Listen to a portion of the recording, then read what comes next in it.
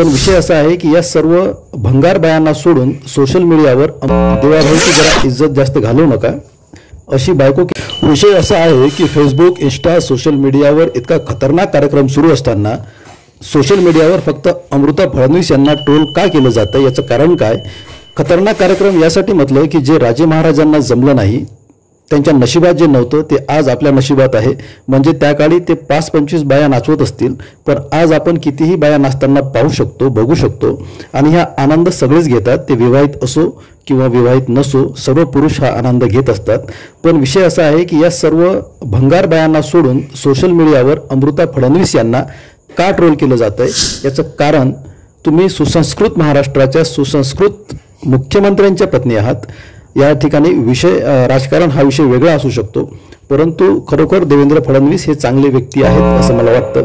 त्यामुळे देवाभाऊची जरा इज्जत जास्त घालवू नका अशी बायको केल्यामुळे फसलेला तो एकच मनुष्य नाही आहे, भरपूर पुरुष आहेत, परंतु सध्या तरी ट्रोल होताना फक्त देवेंद्र फडणवीसच दिसतात। त्या कारणामुळे अमृता फडणवीस यांना एक सांगणं आहे की त्यांनी व्यवस्थित सांभाळून वागावं।